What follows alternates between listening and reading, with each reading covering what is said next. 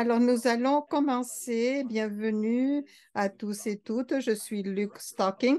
Je suis le directeur d'engagement public à Développement et Caritas Canada et il me fait grand plaisir de vous donner la bienvenue pour ce lancement si spécial. Bien, nous sommes très, très contents d'avoir des invités très spéciaux. Et vous aussi, vous êtes tous des invités très spéciaux qui nous viennent du monde entier, en fait, qui nous viennent de partout. Nous commençons avec une reconnaissance du territoire. Je vous joins de la terre de Toronto. C'était la terre des personnes qui sont ici depuis très longtemps et qui sont bien ici, qui avaient un traité pour partager ces terres avec les autres. Et puis je vous encourage à tous et toutes, si vous connaissez le territoire sur lequel vous êtes situé, et s'il vous plaît, de mettre quelle est votre connaissance du territoire dans la boîte à clavardage pour que nous reconnaissions l'importance de ces territoires autochtones. Et puis, étant donné que notre campagne, c'est d'être solidaire pour la terre, il faut que nous commencions nous-mêmes pour cette reconnaissance les territoires sur lesquels nous sommes situés, les territoires autochtones sur lesquels nous sommes situés. So this is just going over. Alors, si on passe en revue notre journée et notre ordre du jour pour la journée. Alors, nous allons commencer, bien sûr, avec ces mots de bienvenue. Et puis, j'aimerais aussi vous présenter à tous notre directeur général, Carl Etu, qui est ici avec nous. Et Carl, est-ce que tu es là? Oui, je suis ici. Je suis pas loin, je suis ici. Fantastique. Alors, je te donne la parole pour les salutations. Merci beaucoup, Luc. C'est un plaisir d'être avec vous encore une fois avec un lancement important, vraiment, un lancement de notre campagne d'automne. Et puis, je vous remercie, hein, après évidemment un été où il y a eu le feu, il y a eu trop des inondations, un été étrange, mais pas si étrange que ça quand on regarde les changements climatiques qui affectent notre planète et qui causent toutes sortes de problématiques. Alors, évidemment, ce lancement de campagne est d'autant plus important parce qu'il regroupe évidemment une problématique environnementale, une problématique et aussi de droits humains et de conditions humaines et aussi un déclin de démocratie. Et ce sont des choses, des événements qui arrivent un peu partout sur la planète. So this campaign that we're having in Honduras that will be presented to Alors, you. cette campagne qui est ici, qu'on va vous présenter, et qui concerne l'Honduras, mais ce n'est pas isolé là. Mais c'est un engagement à s'exposer qui se passe à travers de ce qui se passe en Honduras, de ce qui se passe dans le monde entier quand nous entrons dans cette énergie, cette ère de l'énergie verte où beaucoup d'autos passent à l'électricité. Et puis, il y a beaucoup de nouveaux métaux qui sont nécessaires pour ces batteries. Alors, il y a une lutte et une recherche pour trouver ces ressources. Et on le fait sans égard à l'environnement, sans égard aux droits de la personne, aux droits du travail, aux droits des femmes, aux droits des enfants. Donc, nous allons dans le sens contraire, que ce soit en Afrique, au Honduras, en Asie, au Moyen-Orient, ou même en Ukraine avec les céréales, que la Russie ne veut pas que ça aille ailleurs dans le monde. Alors, je vous remercie à tous et toutes d'être ici. C'est très important que vous soyez là. C'est très important que vous partagiez avec les personnes dans vos paroisses, vos diocèses, dans votre entourage, Things that's going on. les choses qui sont en train de se produire dans le monde. Et vous êtes engagés, comme le pape François nous le dit, pour aller tendre la main dans l'amitié avec toutes les personnes qui souffrent. Et puis qu'en fait aussi, on prie pour les oppresseurs qui sont aveugles et ne voient pas ce qu'ils sont en train de faire. Et puis nous le faisons dans le respect de notre planète. Alors nous sommes sommes ici dans la prière pour toutes les personnes qui souffrent dans le monde entier. Nous sommes ici en solidarité. Et de continuer cet engagement important dans le monde d'aujourd'hui. Merci et bonne réunion. Merci beaucoup, Carl. J'aimerais aussi inviter notre présidente du Conseil national, Brenda Arakaza. Oui, donc toutes mes excuses cette fois-ci. Donc, en temps normal, je vous souhaiterais un mot de bienvenue en français. Présentement, je suis à l'Assemblée régionale de Terre-Neuve et Labrador. Donc, vous me permettrez, je continuerai mon discours en anglais afin que les personnes ici présentes avec moi, vous ne le voyez pas tous, puissent bien entendre ce que je dis en anglais aussi. So a warm welcome to everyone. I thank you very much for being present Alors, here. bienvenue à tous et toutes à ce lancement de notre campagne, que c'est extrêmement important pour les membres de Développement EP, où on est ici pour écouter nos partenaires, à vivre ces partenariats sur lesquels on parle tellement. Et ce n'est pas seulement un moment pour écouter, bien entendre, mais pour se mettre à l'action. Alors, quand nous lançons ces campagnes de l'automne, c'est de voir stratégiquement qu'est-ce que nos partenaires nous disent et comment est-ce qu'on peut aller de l'avant et donner de la vie à cette campagne dans les écoles, dans les diocèses, les paroisses, partout, pour continuer à travailler dans cela. J'espère que le lancement, ça sera un moment de joie à tous ensemble ici à Terre-Neuve et Labrador. J'ai été vraiment accueillie par les membres depuis hier et on a eu vraiment une énergie extraordinaire et j'espère qu'on va continuer à avoir cette énergie pour le lancement. Je voudrais dire aussi que c'est un moment très important pour écouter nos partenaires et que ça veut dire, qu'est-ce que ça veut dire de parler de partenariat? Qu'est-ce que ça veut dire de mobiliser? C'est le moment de nous mettre les pieds sur la terre, de voir qu'est-ce qu'on doit faire, écouter nos membres et poser toutes les questions qu'on peut avoir pour que quand on retourne à nos écoles, nos régions, nos paroisses, on peut partager les voix de nos invités d'aujourd'hui. Alors, et puis, en fait, je vous donne bienvenue à nos partenaires, à nos invités, mais bienvenue à tout le monde aussi. Merci beaucoup, Brenda. Bonjour, mon nom est Mayalène. Je suis chargée de campagne à Développement EP. Donc, développer les campagnes, c'est pas juste moi qui travaille là-dessus, c'est vraiment un effort d'équipe, c'est interservice. On implique les animateurs, l'équipe de campagne, les chargés de programme, nos partenaires. Donc, cette année, on poursuit la campagne qui a démarré au Carême avec le thème Nourrir l'espoir solidaire pour la Terre. Au Carême, on vous a présenté 2 partenaires, le ACA en Colombie et Radio Progresso au Honduras.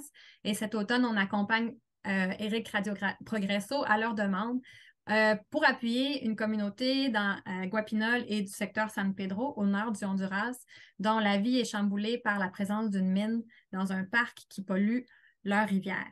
Donc, avant d'en dire plus, je vais carrément vous présenter la vidéo animée de la campagne qui va vous faire un portrait global de ce dont il est question. Je vous souhaite une bonne écoute. Je vous reviens tout de suite après.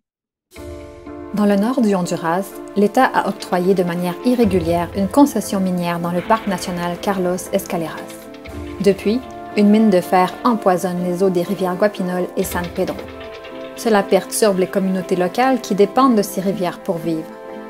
Elles se mobilisent pacifiquement contre la mine depuis 2015. Malheureusement, les communautés sont ignorées, attaquées et criminalisées. Une trentaine de protestataires ont été inculpés. 8 défenseurs ont été injustement détenus pendant plus de 2 ans. 3 de ces défenseurs de la terre, de l'eau et des droits ont été tués en 2023. Notre partenaire Eric Radio Progresso accompagne ces défenseuses et défenseurs. Il nous demande de les soutenir.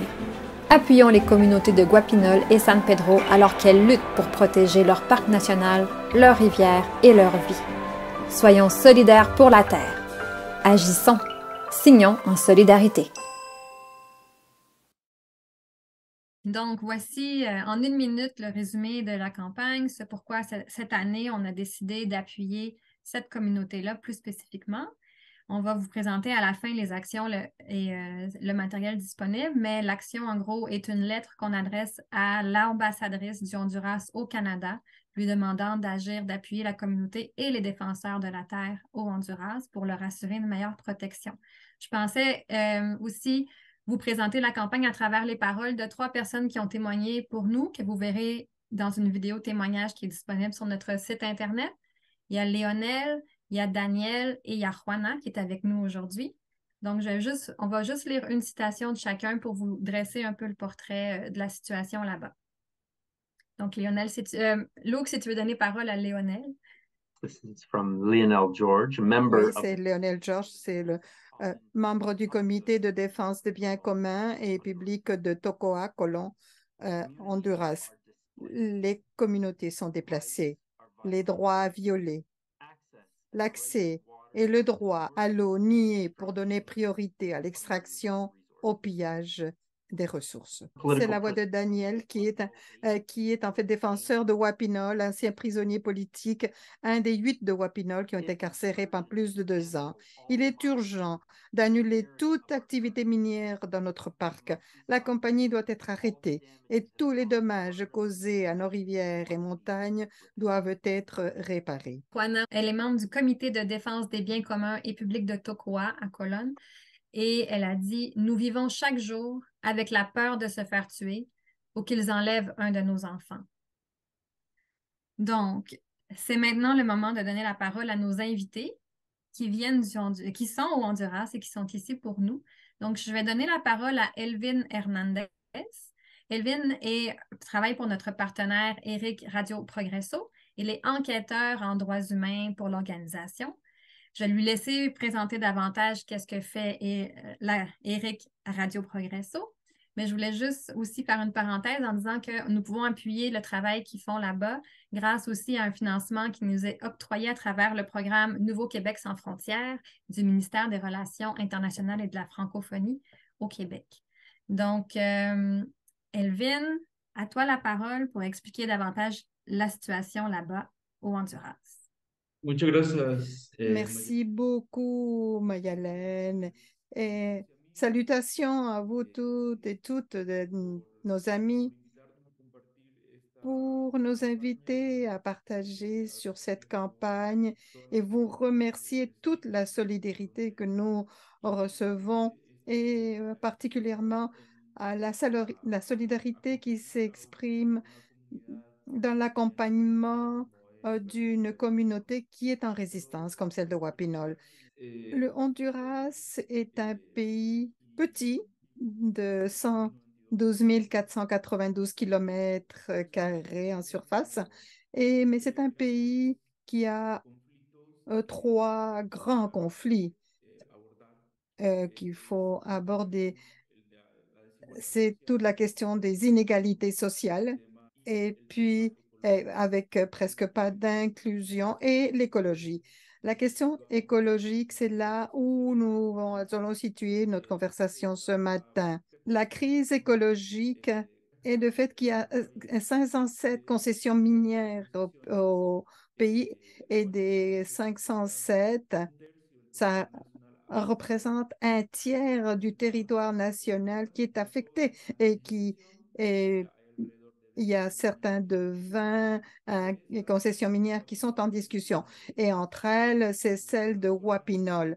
Il s'agit d'une zone qui est très touchée par le conflit minier. C'est un conflit qui est situé dans un parc naturel qui est le parc national Escaleras et qui est une réserve très importante de protection des communautés des différentes communautés. Et c'est une zone productrice d'eau. Et donc, les concessions minières de Wapinol sont centrées dans ce parc. Et puis, on a même modifié ce parc pour pouvoir situer ces concessions minières. Comme vous pouvez voir ici sur la carte, vous voyez, oui, c'est en fait 2 des rivières les plus importantes Ces deux lignes, vous avez la rivière Wapinol et puis aussi la rivière San Pedro, que c'est des rivières qui sont vraiment très affectées. Et ils sont situés aussi où il y a le plantel minero, c'est-à-dire où sont en train de traiter le fer qui est extrait, qui vient de haut de la montagne, et puis ils sont en train de dynamitiser euh, le fer pour faire sortir le fer. Et puis là, on voit un autre type de projet où en fait cette usine de transformation qui exige énormément d'eau. Il y a une consommation d'eau extraordinaire et et ce qui signifie qu'il y aura une pollution encore plus grande des rivières et la menace que cela représente pour les collectivités. À partir de Radio Progreso, avec la solidarité de développement épais, nous travaillons en coordination avec le comité de qui font partie de la paroisse de Tocoa, de Copa et de San Alonso, avec, qui- avec qui nous essayons de voir comment nous pouvons mener à bien de la formation, des campagnes de sensibilisation.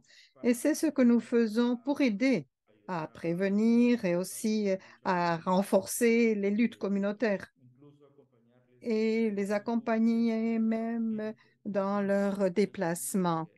Il y a des familles qui se trouvent dans une situation encore plus difficile et que nous accompagnons si elles doivent être déplacées.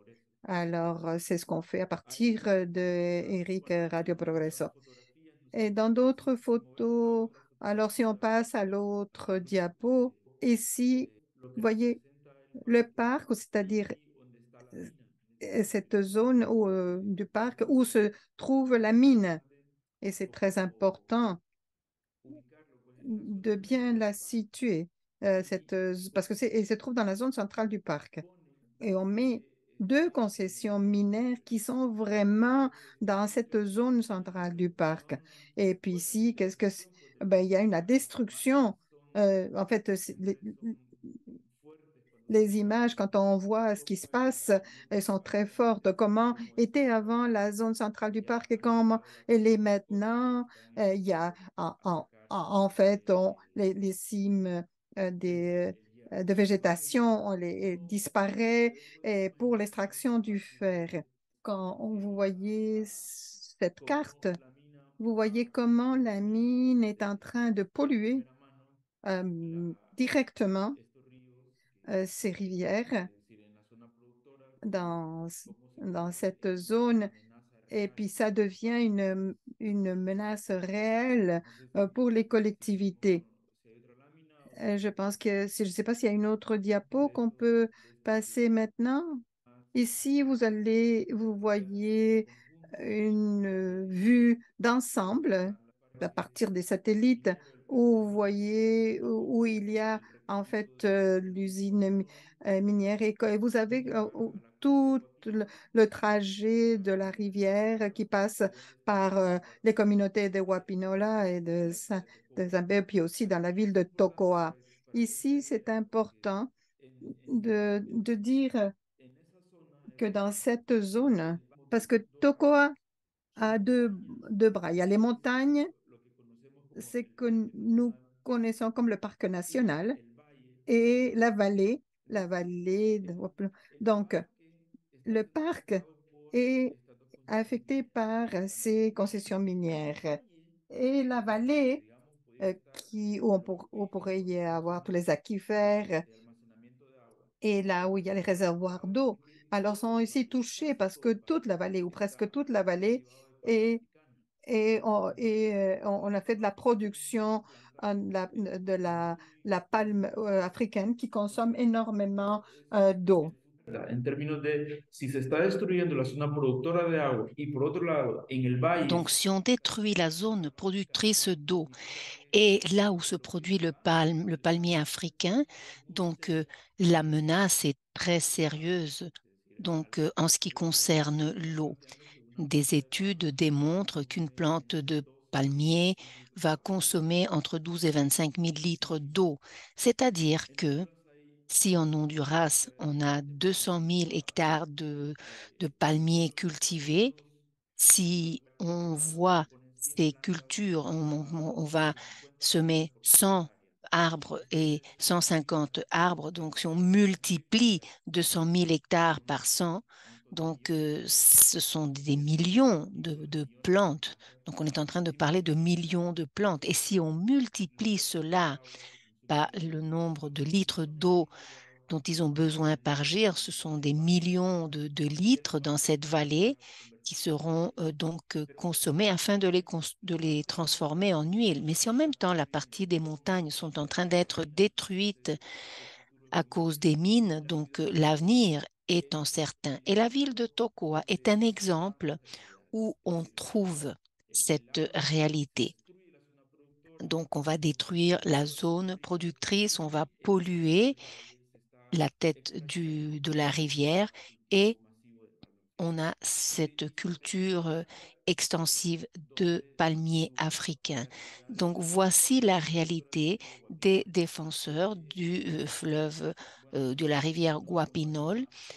Et on a Juana qui est ici avec nous. Elle a eu quelques difficultés afin d'écouter la traduction, mais au moins, Juana, cette partie, tu l'as comprise. Donc, j'aimerais présenter Juana parce que Juana est l'exemple de quelqu'un qui a une force et qui a un courage, qui a un engagement. Et c'est quelque chose donc que nous avons vu avec le temps. Nous avons donc travaillé avec elle. C'est toujours un cadeau, l'écouter, mais également de voir de quelle façon elle va aller chercher des forces en dépit des menaces qu'elle subit au sein de sa communauté. Donc, je ne sais pas si Juana est en train de nous écouter afin de lui donner la parole et qu'elle puisse intervenir. Bonjour, donc tout d'abord, nous tenons à remercier cet espace, cette occasion que vous nous donnez de nous rencontrer et de pouvoir parler. Parce que, comme notre camarade Elbi l'a bien dit, pour nous, ceux qui vivons au sein de cette communauté, on a dû faire face à énormément de violations des droits de la personne, donc la discrimination de 32 camarades qui ont été emprisonnés, parmi eux 8. Donc mon conjoint était dans ce groupe et ils ont passé plus de 914 jours enfermés, donc privés de liberté.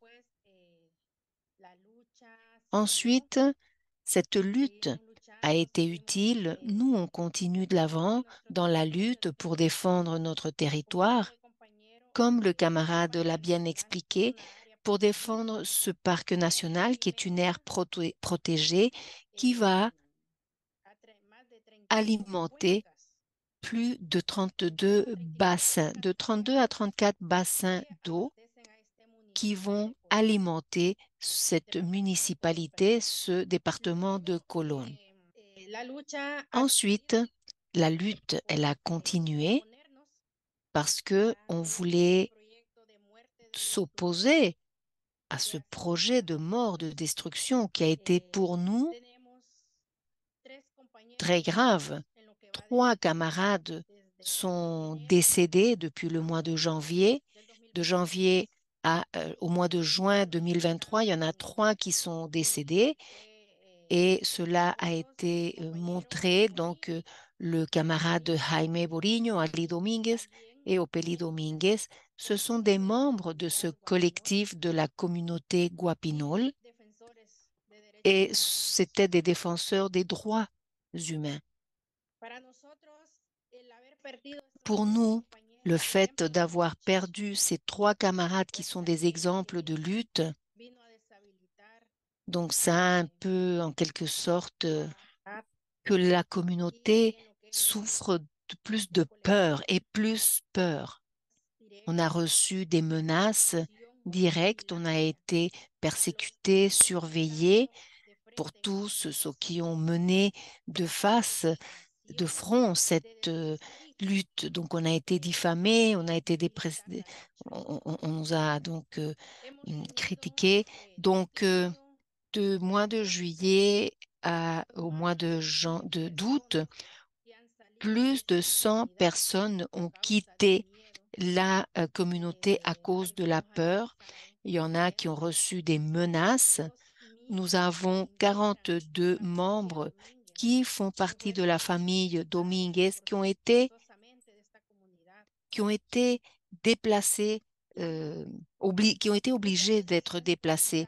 Et souvent, on se pose la question, comment lutter alors qu'on a un système qui n'a même pas, qui ne s'est même pas intéressé pour annuler ce projet au sein de la communauté.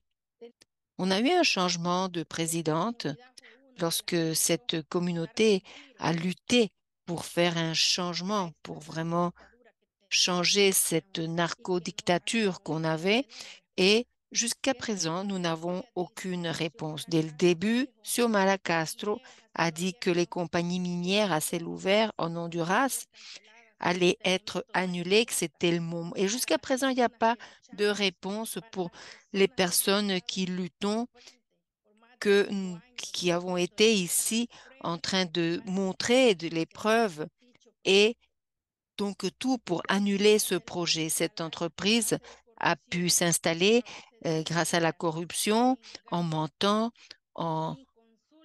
sans consulter au préalable les communautés et a réussi jusqu'à cette année 2023 à faire ce qu'elle voulait en détruisant une zone qui va donc servir pour tout le département de Colón et c'est la vie pour toutes les personnes qui habitent cette communauté. Et jusqu'à présent, cette entreprise continue de travailler au mois de juin.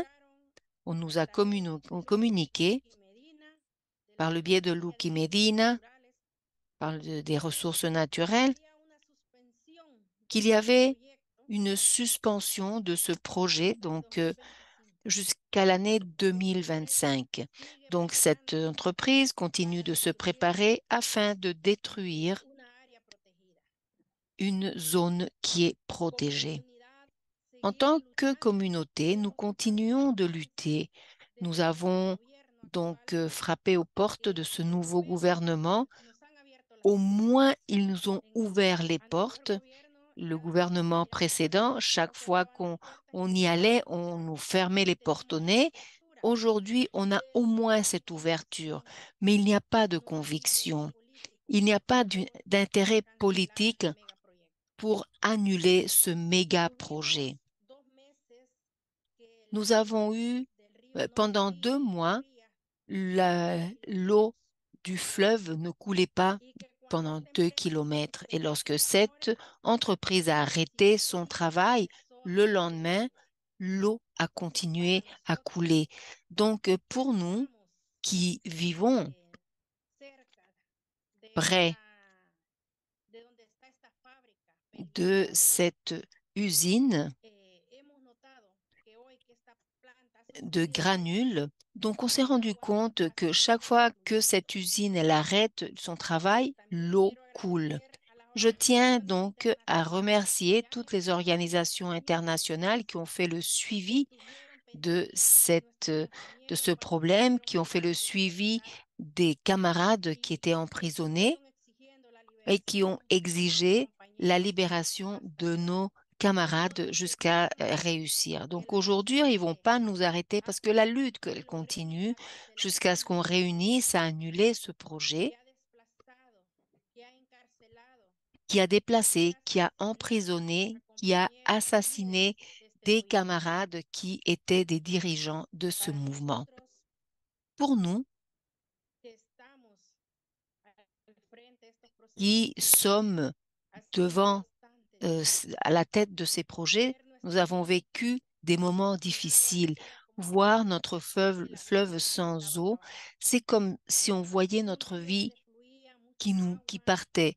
Avant, c'était une rivière avec beaucoup d'eau, avec des poissons qui pouvaient nourrir des membres de la communauté. Mais ces poissons sont morts parce qu'il n'y avait pas d'eau pour que ces animaux puissent vivre, pour que les autres animaux puissent aller boire. Donc pour nous, c'était extrêmement triste. Et ce gouvernement ne montre pas un grand intérêt. Nous, on a présenté énormément de preuves qui démontrent que cette entreprise s'est installée avec beaucoup de corruption et qui a justifié avec des fausses signatures. Moi, en tant que secrétaire du patronat, on a falsifié ma signature. Moi, j'ai toujours été contre ce projet de mort parce que ils prennent absolument toutes les ressources naturelles dont on dispose. Ce sont des personnes qui viennent d'autres pays et finalement, nous qui vivons là, on vit la destruction, on vit la pollution et on a ces assassinats. De quelle façon je vais récupérer ces 914 jours que mon conjoint a été emprisonné et mes filles n'ont pas eu leur père? Donc, comment récupérer ce dommage provoqué par cette entreprise dans ce parc, dans cette zone protégée, et rien n'a été fait jusqu'à présent. Donc, je tiens à remercier tous ceux qui nous écoutent, ceux qui nous suivent, parce que ce sont des espaces où on peut partager ce qu'on ressent, partager la réalité de ceux qui luttons, de ceux qui sommes sous un grave risque, et on continue parce qu'il faut défendre nos ressources naturelles qui vont avoir donc une incidence sur la nature pour tous.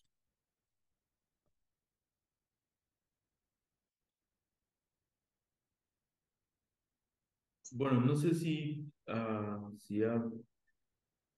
con esto. Je ne sais pas si il y a des questions, Mayaline, des gens qui veulent poser des questions. On vous invite, si vous avez des questions pour Elvin ou pour Juana, à lever la main et Luc va vous donner la parole. Donc, nous avons une question de Suzette. Suzette, vous avez la parole. Oui, merci. Je me demandais s'il y avait une photo de ces 8 hommes et qu'est-ce s'est-il passé avec ces 8 hommes? C'est ce que je voudrais savoir. Donc, on peut prendre quelques questions. Donc, on a déjà une première question. Et donc, on va donner la parole à Muriel et Yves. J'aimerais savoir les mines, les compagnies minières, de quelle origine elles sont? Est-ce qu'elles sont canadiennes ou de d'autres pays? Donc, je vais poser ma question en espagnol. Vous avez fait vous avez présenté devant la Cour internationale, pénale internationale. Est-ce que vous avez fait cette dénonciation à la Cour pénale internationale? Donc, la lutte des camarades a été très difficile. Nous savons que ils ont été déclarés comme étant des défenseurs des droits humains et que c'était une détention arbitraire. Et on a eu le soutien pour lutter pour leur liberté et ils sont déjà chez eux, ils sont sortis de prison. Donc, et tout cela grâce au soutien international qui a été mené à bien, national et local également ici. Donc, ils sont déjà chez eux. Bien entendu, il y a des séquelles après cette détention arbitraire, plus de 914 jours emprisonnés. Donc, nous avons vu toutes les instances pour mener ce cas, pour le présenter aux instances internationales sur tout ce qui a trait, donc la violation des droits de la personne, de ce cas, tous les actes de corruption. Oui, tout cela a été dénoncé dans ce mécanisme de droit donc interaméricain. Et l'autre, le camarade va l'expliquer, nous avons lutté afin d'avoir accès à l'information pour savoir quels sont les associés de cette entreprise. On a entendu beaucoup Lenir Pérez, Janir Facusé, et on sait que c'était les partenaires, mais qui est majoritaire, mais qui est derrière Lenir Pérez? Il y a des investissements qui proviennent des États-Unis, des investissements qui proviennent de l'étranger, mais nous n'avons pas de nom. Nous savons que New Corp a été en rapport, mais ce n'est pas clair. Nous ne pouvons pas savoir qui soutient Lenir Pérez. Peut-être que notre camarade a beaucoup plus d'informations pour savoir qui fait partie de ce projet. Bon, c'est peut-être des questions qui n'ont pas de réponse, une réponse claire, pour ainsi dire, parce que s'il y a quelque chose que nous avons trouvé, c'est qu'ils ont joué avec tous les vides juridiques que l'on retrouve dans les cadres juridiques nationaux et les cadres juridiques internationaux.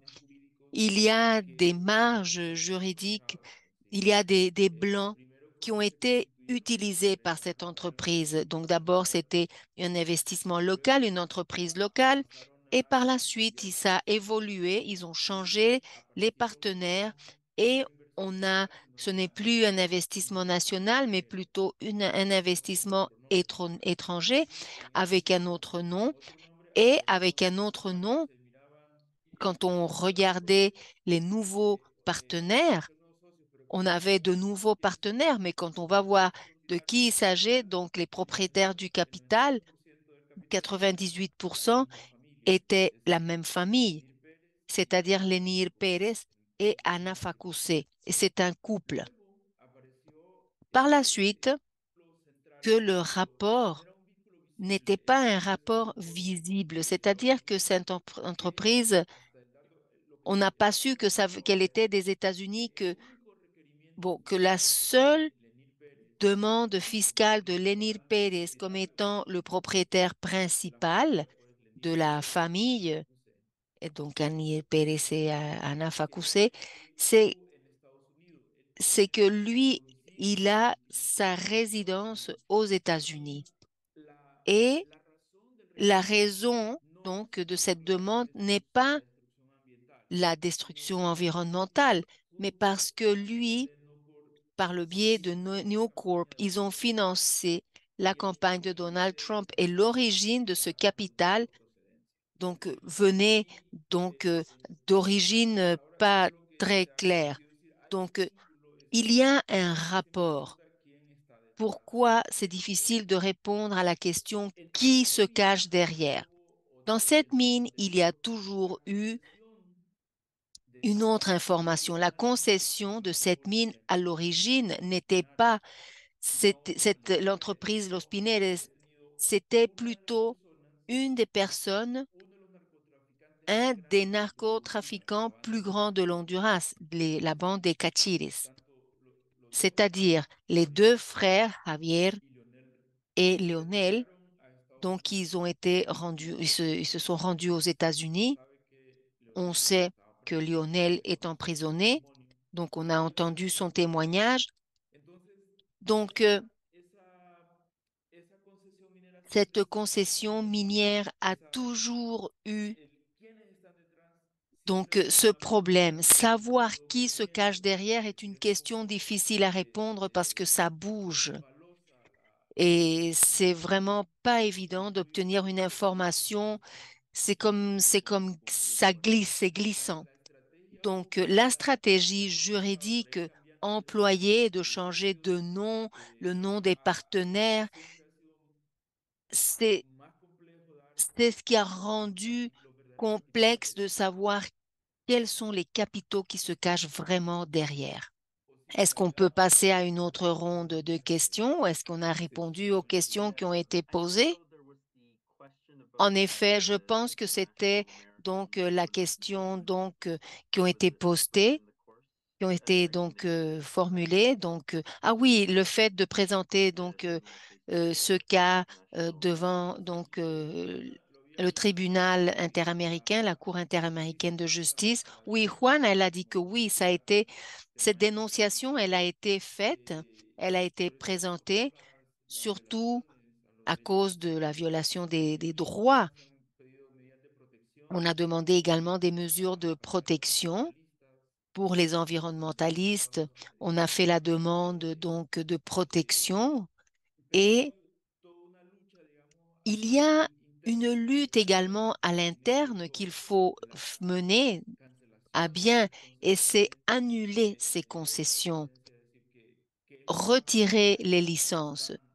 C'est-à-dire que l'étape dans laquelle ils se trouvent en ce moment, je ne sais pas s'ils ont eu du succès ou pas, mais j'ai compris de Juana qu'avant-hier, il y avait eu une réunion avec un ministère parce qu'on cherche par tous les moyens d'exercer une pression pour que le gouvernement annule ces concessions.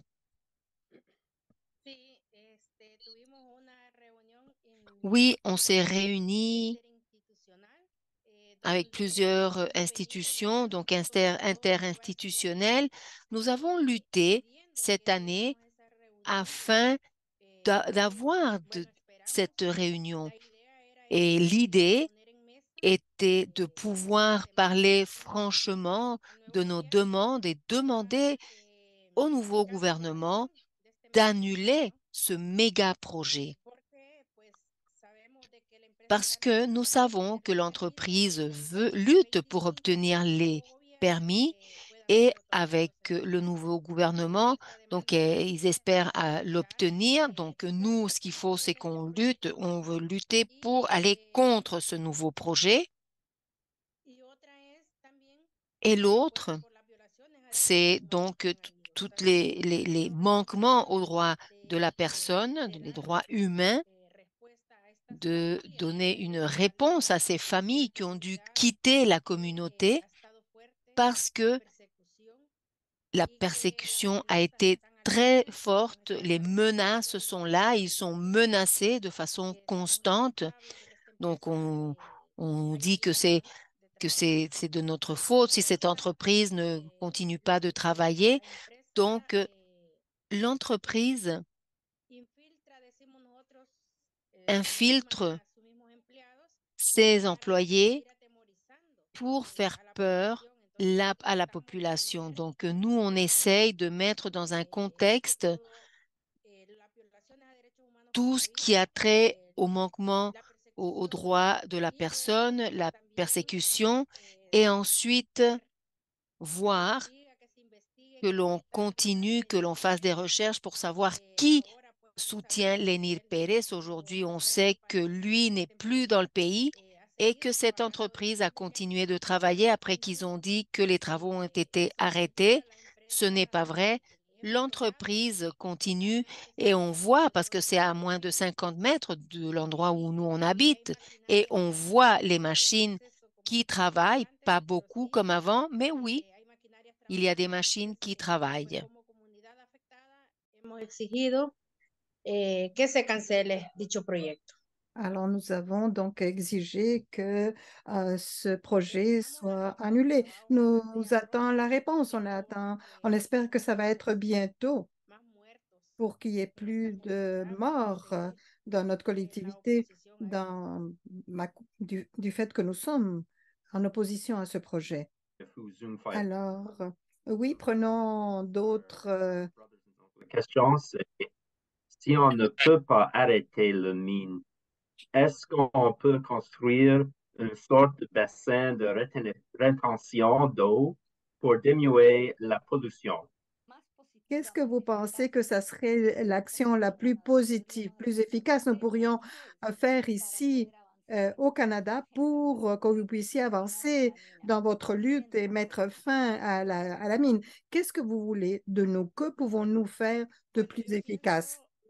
Notre position, c'est qu'il y ait que de faire de pression sur le gouvernement de la part d'autres pays pour que ce projet soit annulé par le gouvernement parce qu'il y a des preuves. Nous, en tant que communauté, on leur a donné toutes les preuves possibles pour que ce projet soit annulé dans sa totalité. Maintenant, ce qu'ils nous demandent, c'est une pression nationale et internationale pour euh, mettre fin à ce projet. Es muy difícil para las comunidades Je pensar pense en nuevas microcuencas. qu'il est très difficile de voir à d'autres bassins, parce que la vie d'une collectivité se fait autour d'une rivière. Donc, toute l'histoire, ses origines de ces communautés, de ces communautés rurales sont à côté de la rivière, c'est sûr, autour de l'eau et de la vie de la rivière. Alors, pour qu'une communauté qu'on lui détruise leur rivière, on détruit leur histoire en même temps. Donc, c'est pour ça, surtout lorsqu'il y a des projets miniers, c'est une richesse qui se concentre dans les mains d'une personne. Et puis, mais par contre, l'effet, la destruction, ça, ça vraiment touche à toute une communauté, toute la planète en général. Alors, donc, et en deuxième, mais quelle est la chose la plus efficace à faire? Et je pense que plus de voix nous élevons que sur le plan national ou international pour mettre en évidence l'illégalité de ce projet, la destruction qu'il est en train de causer dans un parc national et les effets sur les populations et puis la menace que ça représente pour toutes les familles de la vallée. Parce que de mon point de vue, en fait, c'est une irrationalité totale. euh, Parce que détruire euh, de l'eau dans une zone productrice d'eau qui est une montagne, alors c'est vraiment, c'est difficile à expliquer cela.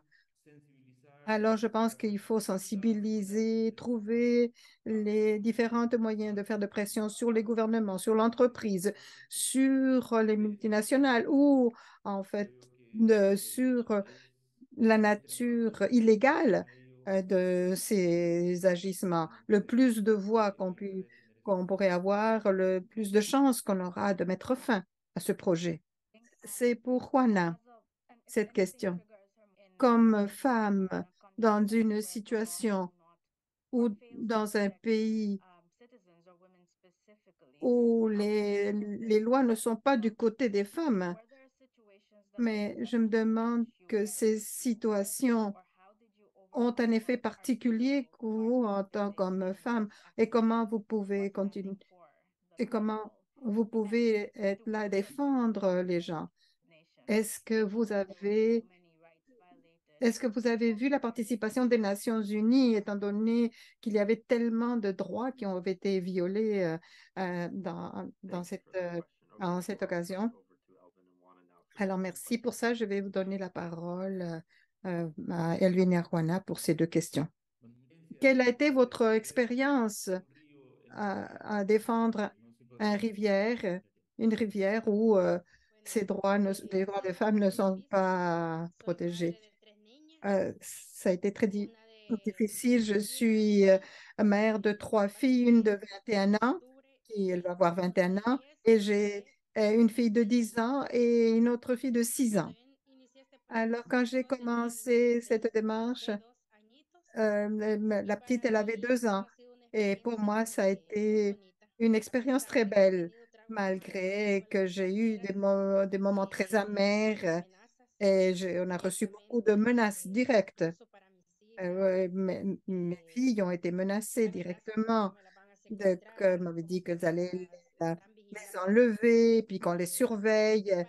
Je pense que pour nous, les femmes, devant telle situation où on menace nos enfants, je pense que c'est la partie la plus faible que nous avons.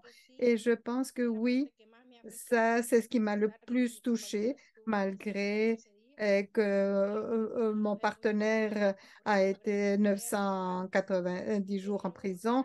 Et j'ai réussi, j'ai eu de la force pour être là. Mais quand on menace mes enfants, là, j'ai plus de force. Et je me demande pourquoi continuer à lutter. Est-ce que ça vaut la peine que je mets mes enfants en danger? Ça me fait me poser beaucoup de questions auxquelles je n'ai pas de réponse. Parce que nous avons été en fait de réunions dans le comité de protection, puis je dis, moi, je ne veux pas quitter. Et puis, il y a une menace directe. On me dit qu'on était en train de surveiller mes enfants à l'école, et puis qu'ils étaient tout prêts, et puis ils me disaient, et puis en fait, me suivaient à moi aussi. Mais beaucoup de compagnes disent, va-t'en, repose-toi, mais moi, non. Moi, d'être à travailler à l'extérieur par téléphone, ce n'est pas la lutte vraiment.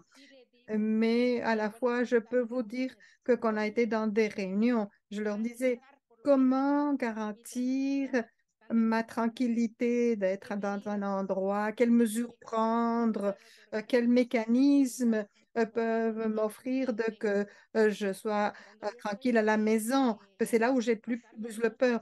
Quand je suis ici, quand la nuit, quand de penser qu'est-ce qu'ils vont venir, est-ce qu'ils vont en fait ouvrir les portes et puis enlever mes enfants et puis d'être là vraiment quand il y a des motos qui passent avec des gens cagoulés parce que c'est comme ça qu'ils nous surveillent. Alors c'est vraiment de te mettre à genoux et demander à Dieu qu'il nous protège parce que mais nous sommes dans une lutte juste. C'est pas juste pour moi et pour mes filles. C'est en fait pour toute cette enfance qui commence sa vie. C'est pour tout un département parce on ne lutte pas seulement pour une rivière, on lutte pour une population, pour cette rivière, pour 37 bassins hydriques. Que, que, que faire quand on n'aura pas de cette eau qui est pure, qui en fait euh, va aux communautés. Puis ça, c'était très dur parce que moi, j'avais jamais participé à des luttes. Et puis j'ai pris avec beaucoup d'amour cette lutte pour nos rivières. Il y a des divisions dans la communauté parce qu'il y a beaucoup de de compagnons qui nous attaquent parce qu'ils disent qu'on devrait être là pour faire des enfants, pour prendre soin de la maison et de nos maris. Mais pour nous, non. Mais d'entendre qu'il y a des hommes de nos camarades qui disent ça, c'est très dur, mais nous continuons. Nous continuons et puis le plus dur pour nous, c'est quand il y a les menaces à mes filles. Alors là, ça, c'est très dur. C'est vraiment très dur. Et ça fait très mal. Merci beaucoup, Juana. Esas amenazas Ces menaces qui existent, qui sont très réelles, et puis il y a des assassinats, familias también desplazadas. et puis il y a beaucoup de familles déplacées, Actualmente acompañamos et puis maintenant nous accompagnons 42 personas desplazadas de 42 comunidades personnes déplacées des y communautés de Wapinol. avanzamos Et puis il y a d'autres qui ont eh, quitté, qui se sont mobilisés, et puis sont partis aux États-Unis, huyendo en partie pour fuir cette de situation. las realidades La réalité seria. est vraiment grave. La otra pregunta sobre las Naciones La Unidas question sur les es Nations la Unies, presencia c'est que les Nations Unies la a eu Comisión une de la présence à Niña partir en el Salvador, des bureaux du Haut-Commissariat et acompañando, en accompagnant, haciendo presión en exerçant des para que se pressions cumplan pour qu'on algunas puisse normas. respecter certaines des demandes du comité et aussi pour avoir accès à Hay l'information. presencia en el Donc, territorio. il y a eu une présence sur le territoire. Estudio que Il y a está une encargado étude de importante hacerlo la Fiscalía del Medio Ambiente que c'était vraiment le ministère de l'Environnement qui devait être fait. Et puis le commissariat était là aussi, était présent pour cette étude. Alors, ce type de présence des Nations Unies à partir du bureau du du commissaire. Et, et puis, c'était aussi des actes de solidarité. On a eu une messe de solidarité dans les moments où il y avait plus de peur. Donc, euh, donc, oh, il y a eu une activité qui a été convoquée par les églises, les paroisses de Tokyo et d'Atlantida. Et la représentante du Haut-Commissariat a été présente. Et donc, il y a cette dimension de présence était là. Mais on a besoin de plus, on a besoin de plus de force. On a besoin des Nations Unies qui ne se limitent pas à envoyer des représentants, mais on a besoin d'une pression sur l'État qui soit plus forte. Nous sommes en train d'exercer de pression devant la Commission internationale parce que beaucoup de ce qui est arrivé par cette concession minière et que c'est seulement grâce à la corruption qu'elle peut être là. Comment un groupe de députés peuvent changer une loi qui a désigné ce territoire un parc national? Comment peut changer la loi après d'avoir donné cette concession minière? Alors, il y a cette part qui existe un peu de temps après, 10 ans après, il y a ces concessions qui apparaissent.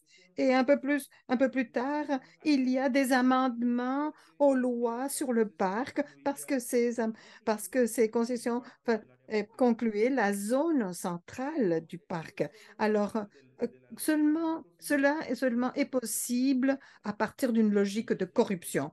Et c'est ce que nous, nous avons vu clairement dans cette étape avec ce projet d'investissement de ces deux personnes. Merci beaucoup. Nous avons peut-être une dernière ronde de questions. Alors, je vais commencer la première question de Michael Swan, qui est dans le chat. Le président Castro a déclarer les mines à ciel ouvert illégales. Comment ça se fait que ça se continue? Vous avez mentionné, Juana, que malgré la présidente, ce qu'elle a dit sur les mines, on n'a pas vu de changement sur le terrain. Alors, quelle est l'explication à cela? Ça serait la première question.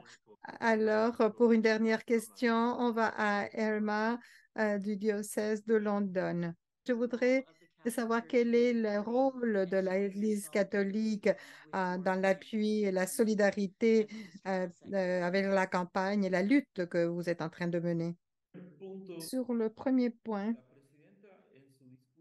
la présidente, dans son discours de la prise de pouvoir, oui, qu'ils allaient arrêter en fait tous les permis des concessions minières. Mais plus tard, le ministère de l'Environnement, M. Medina, a communiqué que le gouvernement avait interdit les exploitations minières à ciel ouvert et qu'il y avait à avoir un arrêt de permis, qu'on n'allait pas prolonger les permis miniers. Mais ça n'est pas devenu une loi. Ça a été par voie de communiqué, mais ça, ce n'est pas devenu un décret exécutif qui après devient loi. Alors, c'était comme un discours vide de la part du ministre de l'Environnement et donc du gouvernement comme tel. Pourquoi on n'applique pas la promesse de la campagne ou pourquoi est-ce qu'on n'agit pas sur le plan, comme dit, de le renforcement de l'application de la loi? La lecture que j'en fais ou que nous faisons ici, Je pense que ça a à voir du fait que la matrice minière, c'est-à-dire toutes les personnes qui font de l'exploitation minière dans ce pays, c'est-à-dire toute la question aussi énergétique et qui produisent en fait tous les réseaux, en fait toute aussi la grille financière du pays, ce sont, et même en fait qui mènent les médias, c'est les mêmes familles qui sont derrière. Et puis c'est ces mêmes familles dans, dans ce pays sont en train d'agir au-dessus de l'État, dont le gouvernement de Soumara n'a pas la force nécessaire pour faire face à ces familles. Dans d'autres États, en fait, c'est parce que où le pouvoir est dans les mains de l'État. Et, et quand un gouvernement triomphe, assume le pouvoir de l'État et peut prendre des décisions. Dans ce cas-ci, au Honduras, le pouvoir n'est pas dans l'institutionnel, elle est à l'extérieur de l'État. Et puis, donc, c'est des pouvoirs qui sont au-dessus de l'État et puis sont ceux qui sont en train de diriger et puis de faire avancer ces projets miniers. Et puis, ces gouvernements se voient dans l'obligation, en fait, n'ont pas la force euh, pour appliquer la loi. Et je sens que dans ces premiers mois, le gouvernement a essayé de dialoguer pour trouver des sorties par le biais du dialogue, mais on a l'impression que le dialogue a été, qu'ils ont eu parce qu'il y a des gens qui se sont réunis sur le plan financier, minier, pour le réseau électrique, énergétique, etc., il y a eu des réunions et il y a eu un dialogue. Et nous savons aussi que le gouvernement a reçu les mouvements sociaux, mais quand on voit les résultats, le comportement semble aller plus près d'un consensus avec les gens qui sont derrière les mines et non pas près de la population qui est en train de lutter. Quant au rôle de l'Église, je pense il est à deux niveaux. Sur la municipalité, à l'université de Tolten, il y a une longue histoire de la présence des Jésuites à Tocoa.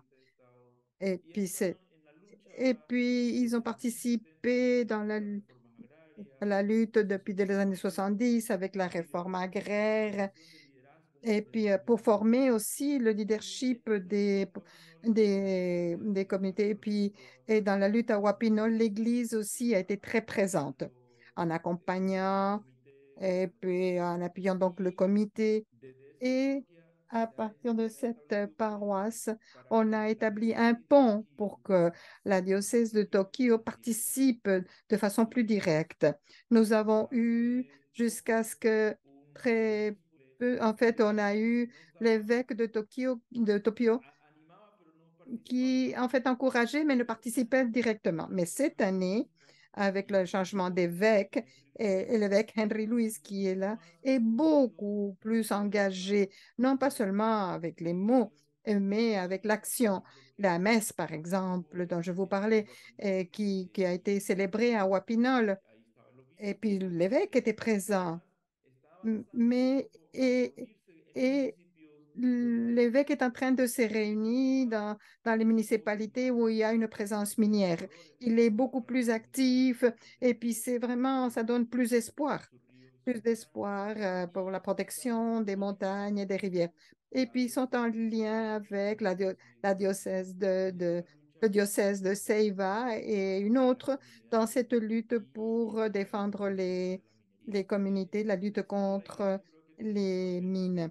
Alors, je pense que l'Église a pris un rôle plus important.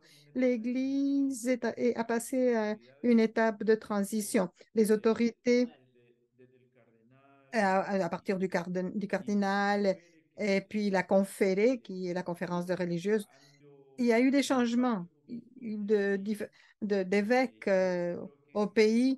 Et ça, c'est ce qui a donner en fait quelque chose de positif avec les nouveaux évêques qui viennent avec une plus grande sensibilité quant à la question des concessions minières.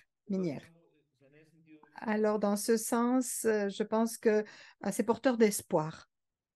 Merci beaucoup, Elvin et Juana.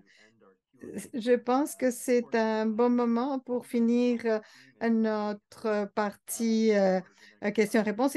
Et comme vous le savez, que notre thème, c'est de créer de l'espoir. Alors, vous pouvez se joindre tous et toutes à moi pour remercier à Juana et à Elvin pour tout le travail qu'ils ont fait en réagissant, à peser sur votre réaction, pour remercier Juana et Elvin pour votre présence ici. Merci beaucoup.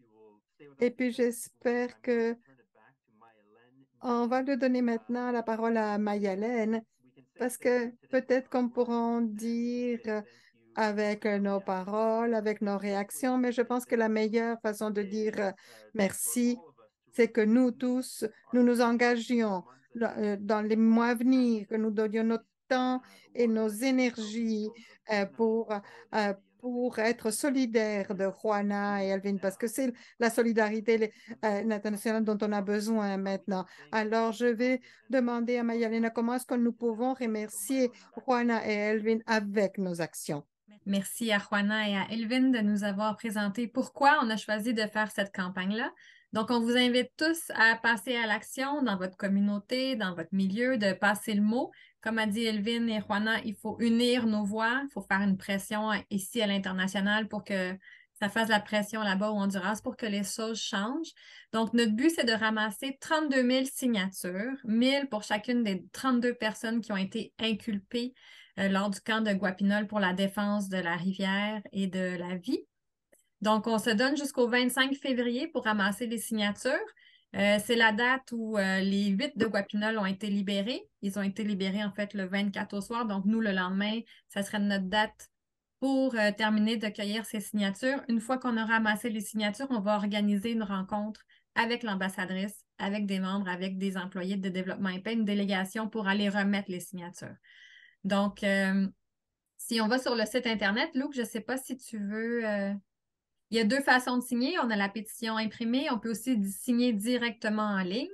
Donc, on vous invite à aller voir notre nouveau site Internet où la campagne est présentée. Je voulais vous dire que Elvin va être des nôtres cet automne. Elvin devait être parmi nous au Carême comme visiteur de solidarité, mais n'a pas pu avoir le visa à temps. Donc, maintenant qu'il a son visa, on est très heureux de l'accueillir. Il va être de passage au Québec et en Ontario. Donc, il va visiter, voici les dates, un horaire plus détaillé sera bientôt disponible à travers les événements du site web. Mais il va être de passage à Montréal, Sherbrooke, Toronto, Ottawa et Saint-Jérôme. Donc, c'est en train de s'organiser. Les détails vont être diffusés du 12 au 24 octobre. Encore une fois, sa venue est possible grâce à l'appui financier du ministère des Relations internationales et de la francophonie avec notre projet Nouveau-Québec sans frontières. Yes, Donc, okay, sur le site Internet, vous allez retrouver toutes nos ressources. Je vous encourage à lire pour en savoir plus. Elvin a écrit un article sur le cas Guapinol qui est disponible maintenant dans les ressources du site Internet. On a aussi notre fiche thématique pour aller plus en profondeur sur le cas et ce qui se passe dans la région, dans la vallée de la Guane. Vous allez trouver toutes les ressources, les affiches, la pétition, tout ça peut être imprimé chez vous à la maison. On a aussi quelques copies qui ont été imprimées qui sont disponibles à travers vos animateurs, personnes animatrices. Le feuillage Gisson va aussi présenter sommairement l'action qui accompagne très bien la pétition. On a une allocution disponible pour vous. On a toutes sortes de bannières si vous voulez mettre sur vos médias sociaux, sur vos sites Internet. On a les messages pour les feuillets paroissiaux. Et on a l'exemple de la lettre aux membres qui a été envoyée au début de l'automne pour lancer notre campagne. Et aussi, on a une activité de nettoyage. Donc, on se disait une bonne façon de mobiliser les gens et d'aller chercher des gens aussi qui sont à l'extérieur de notre réseau de membres, c'est de les mobiliser dans une action concrète. Donc, l'idée, c'était d'aider les défenseurs et défenseuses de la terre en nous-mêmes en passant à l'action, en faisant une collecte de déchets dans notre école, dans notre milieu. Donc, ça serait une façon aussi de rassembler des gens et présenter la campagne. On a nos vidéos qui sont disponibles. Dans la section Agir, on vous invite à signer la pétition. Et aussi, si vous faites signer la pétition dans un groupe et que vous avez plusieurs feuilles, vous pouvez, dans la section ici sur la page Agir, il y a le rapport sur les signatures. Donc, on vous invite à, encore une fois, nous informer de combien de signatures vous avez recueillies et par la suite, nous les envoyer au bureau de Montréal par la poste ou les numériser et nous les envoyer par courriel. Et puis, sur la page d'accueil de notre campagne, ben, vous allez voir, il y a la ligne du temps qui fait un peu l'historique de la situation à Guapinol. Il y a les vidéos que vous allez retrouver, puis des liens vers la pétition, vers les ressources. Alors, je vous invite à aller voir notre site Internet, à l'explorer et à vous joindre à nous pour cette campagne en solidarité avec les défenseuses, défenseurs de la terre, plus particulièrement à Guapinol et du secteur San Pedro au Honduras. Ah oui, et il y a des ateliers, donc allez voir aussi, je ne sais pas si des animateurs veulent publiciser, mais toutes sortes d'ateliers de formation pour aller encore plus loin sur la campagne sont accessibles. Vous pouvez aller voir dans la section événements du site Internet pour voir les ateliers, les formations qui auront lieu dans votre région.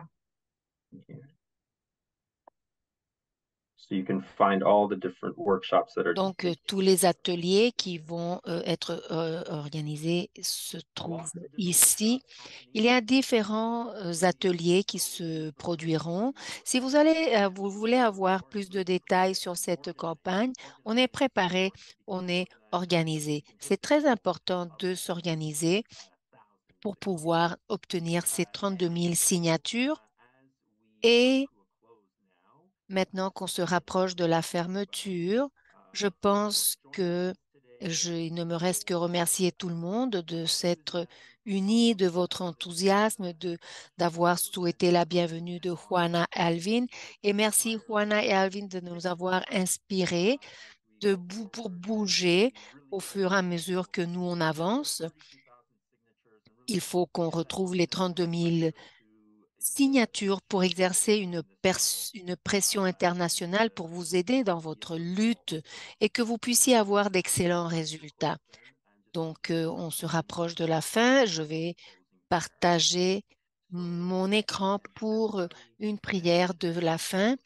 Donc, merci tout le monde. Merci les interprètes qui ont travaillé très fort. Mais un grand merci.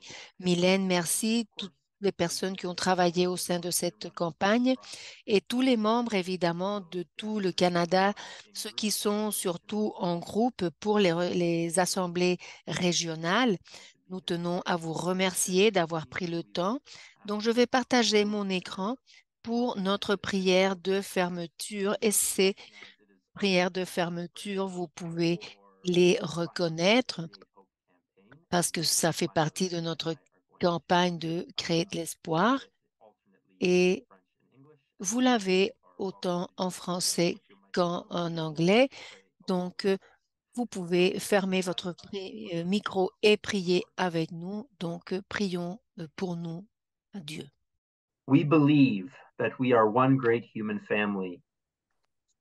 You call us to walk together and to recognize. Donc, nous croyons que nous formons une grande famille humaine. Tu nous appelles à marcher ensemble et à reconnaître. Nous partageons une maison commune. Tu nous appelles à prendre soin de toute la création.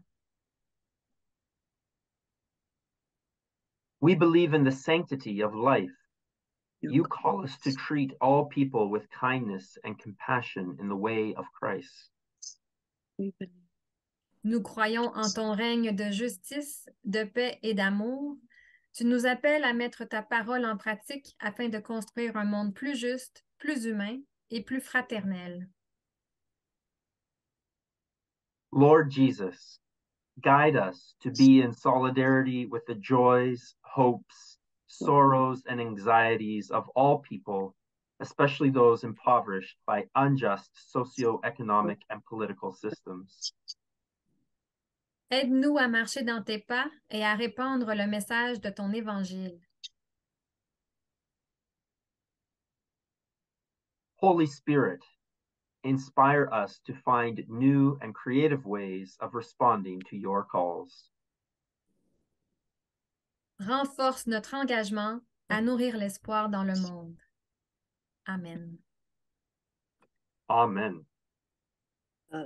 Amén. Thank you again, everybody. Merci encore une fois à tout le monde. Merci encore. And really thank you again, and good luck, everybody. Have a wonderful rest of your afternoon. Take care. This concludes our campaign launch. Take care. Bye bye. Yo sí. Chao, chao. Merci. Adiós.